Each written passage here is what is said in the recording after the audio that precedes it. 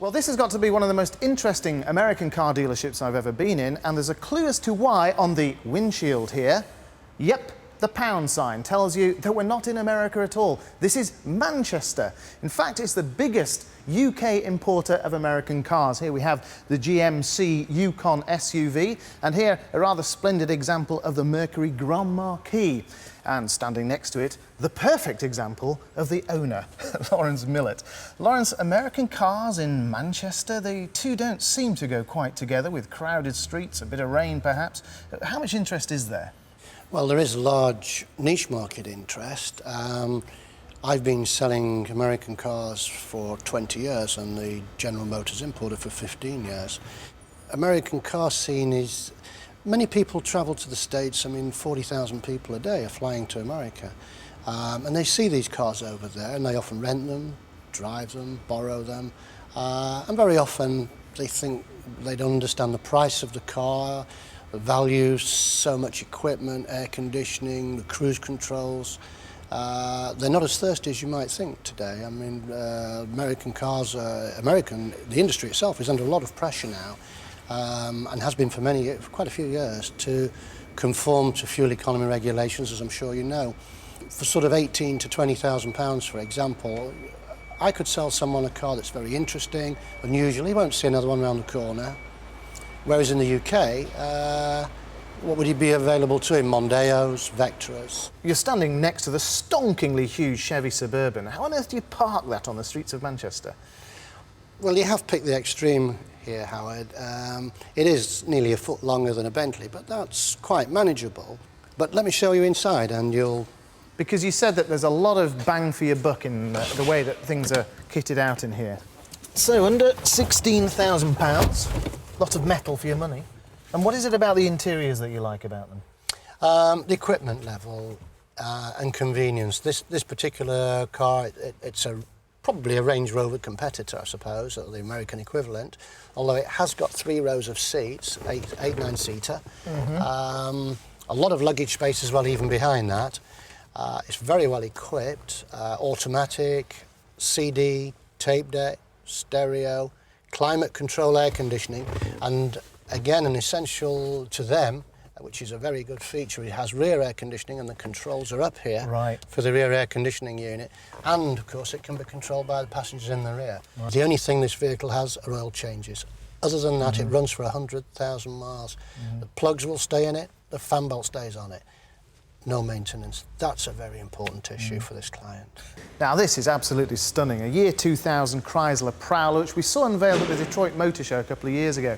And what I like about this, Laurence, is that it went from concept to street car and nobody messed about with it. It's just fabulous, isn't it? No, it's absolutely spectacular. It's a retro version of the original American hot rod. And as you say, just went from concept to street.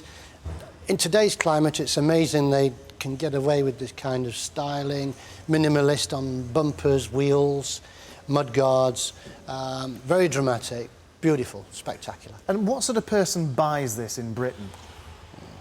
Showbiz, someone like yourself, personality, lottery winner, footballers, for the gentleman with everything. It is definitely showbiz. And what does this sell for here? £48,000. It's the pickup, of course, the great workhorse of the West. Now, what surprises me, Laurence, about this is that why on earth, in this climate, in this country, would anyone want a flat bed? I mean, if you put your luggage in there, it's going to get bounced around, it's certainly going to get wet. Works in the Great West, of course, with all that sunshine and people putting all their work stuff in there, but not here, surely. It is sophisticated, it is very smooth, it looks terrific. This is a step-side body. It carries 5 or 6 people. What is the reason people buy this? Is it that testosterone thing? It's the great all-male American thing to have? There must be a little bit of that. But we do sell a surprisingly large number. Also, important to bear in mind, this is a great towing machine. It will pull a lot of weight. It's very strong, very long-lasting. Bench rear seat, 3-seater. It can be rear seat in the front. This particular one has got the sports seat option with electric heated seats. So it's got power seats, memory, heated seats, try it. They're like club armchairs. And this is something that's really changed with pickups over the years. That they're not just utility vehicles now. They've become as sophisticated interiors as the SUVs. Yes. It's really nice. Smells great as well.